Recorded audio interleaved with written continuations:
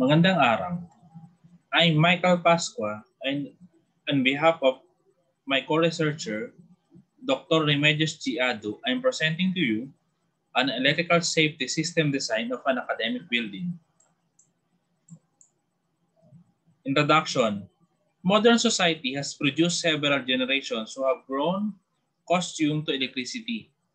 In the late 1800s, hotels had to place signs assuring their guests that electricity is harmless. By the late 1900s, signs had to be hung to remind us that electricity is a hazard.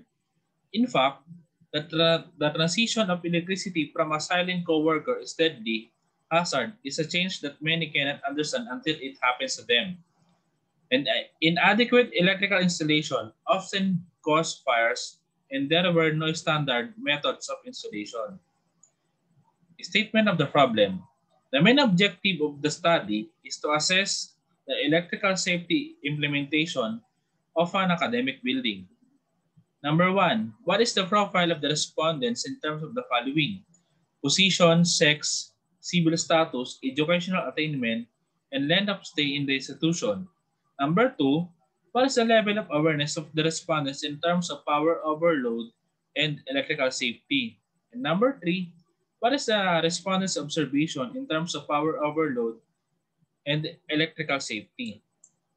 Number 4, what is the level of electrical maintenance in terms of corrective and preventive maintenance? Number 5, is there a significant difference on the assessment of the respondent's awareness, respondent's observation, and the level of electrical maintenance when they are grouped according to their profile? Number 6, what is the recommended electrical safety system design of an academic building? Methodology.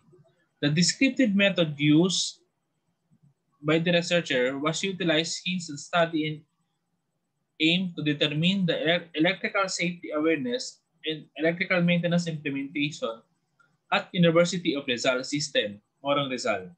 The questionnaire contained the name of the respondents, sex, civil status, educational attainment, position, and length of service in years or stay in the university. And the data collected from the questionnaire will be analyzed using descriptive analysis tools such as frequency, percentage, and mean. Summary of the findings.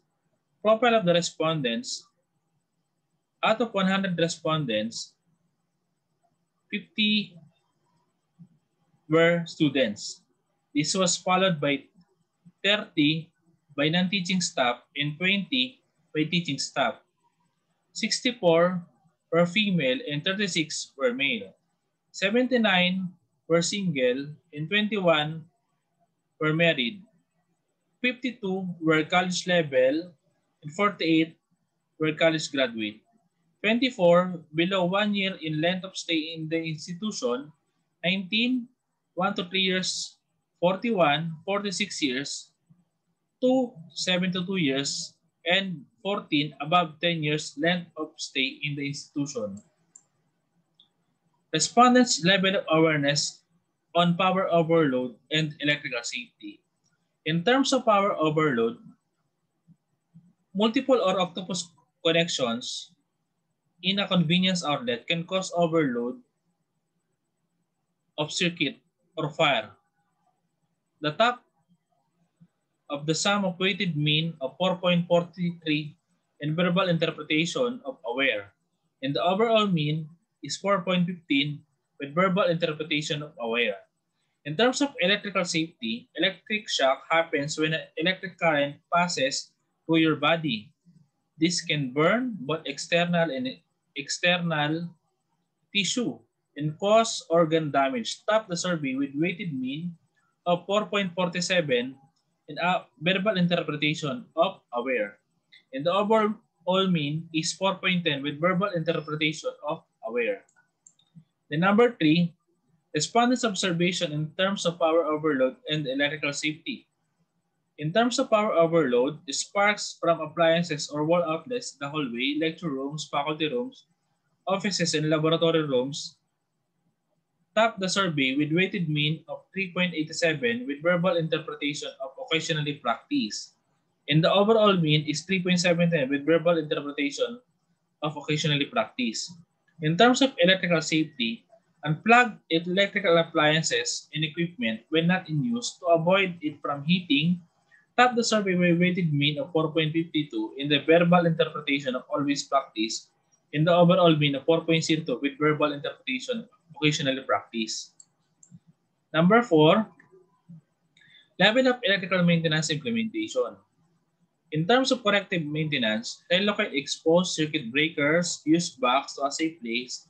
Top the survey with weighted mean of 4.18 with verbal interpretation of maintain, and overall mean of 4.09 with verbal interpretation of maintain.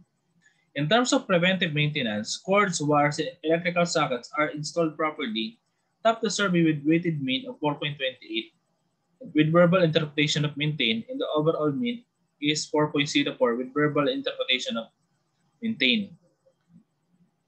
Number 5, significant difference on the assessment of respondents in awareness, respondents' observation, and the level of electrical maintenance when they are grouped according to their profile.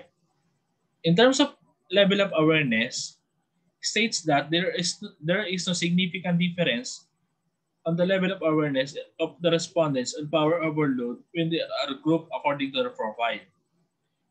In terms of level of awareness and response in electrical safety, states that there is significant difference on the level of awareness of the respondents on power overload when they are grouped according to sex, length of stay in the institution. In terms of respondents' observation in power overload, states that there is significant difference when they are grouped according to length of stay in the institution. In terms of respondents' observation in terms of electrical safety, states that there is significant difference when they are grouped according to sex and length of stay in the institution. In terms of electrical maintenance, states that there is a significant difference on the level of implementation of preventive when they are grouped according to their profile. Then this is my electrical safety system design of an academic building.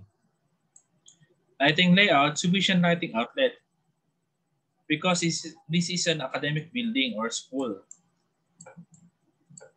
Then sufficient convenience outlet to avoid octopus connections, and every ACU load have their own circuit protection.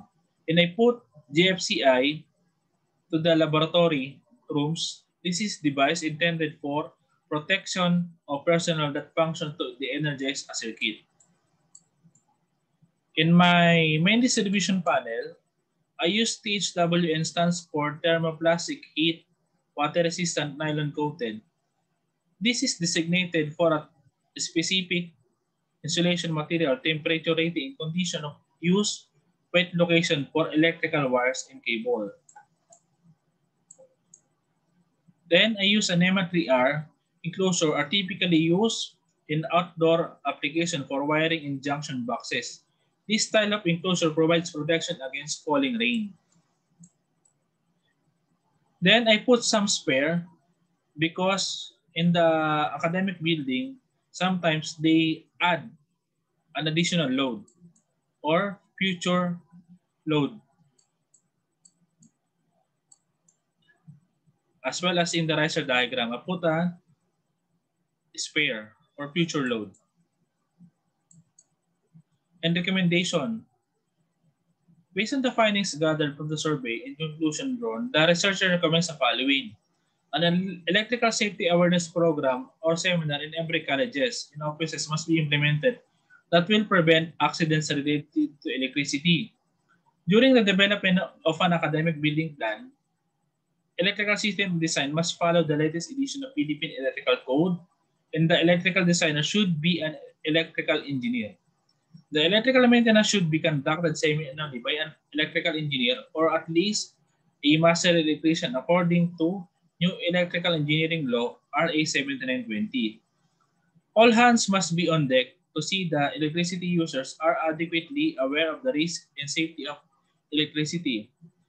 And for future researcher, should include the energy management system of the building, design of closed circuit division, illumination design of an lighting fixture, design a fire detection alarm system, and electrical risk register method.